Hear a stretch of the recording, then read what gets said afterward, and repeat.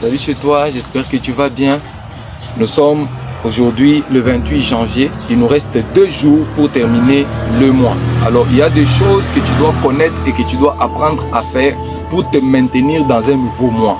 Le 31 décembre, tu étais à l'église. Le 30 décembre, tu étais à l'église. Là, peut-être tu étais à jeûne. Moi, je ne sais pas. Mais tu étais en train de préparer une nouvelle année. Mais tu dois savoir que l'année, ce n'est pas seulement le mois de janvier. Ce n'était pas seulement le 1er janvier. L'année, c'est tous les autres mois ici.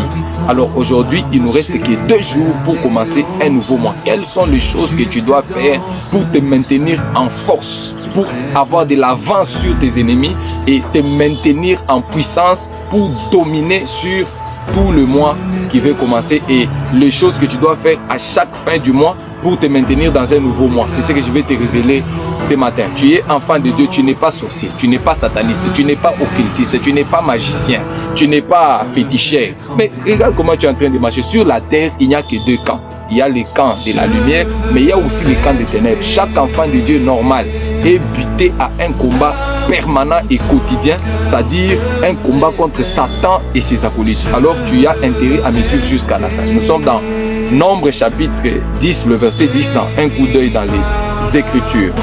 La parole de Dieu déclare: dans vos jours de joie, dans vos fêtes et à vos nouvelles lunes, vous sonnerez des trompettes en offrant des holocaustes et vos sacrifices d'action de grâce, et elles vous mettront en souvenir devant votre Dieu. Je suis l'Éternel, votre Dieu.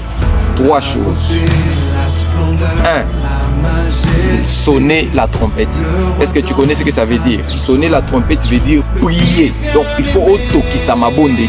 C'est-à-dire qu'il faut que tu montes en prière. La deuxième chose, c'est que tu dois donner les holocaustes à l'Éternel. Quand on parle des holocaustes, les holocaustes, c'est-à-dire c'est une manière pour toi de te consacrer à l'Éternel. Tu dois te consacrer à Dieu.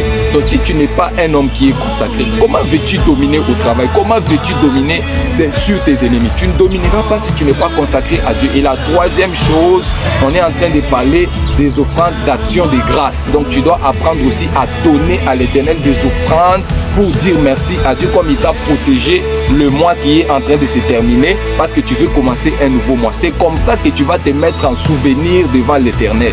Toi, tu dois connaître les choses de l'esprit et tu ne dois pas jouer avec ça. Donc j'espère que tu m'as très bien saisi.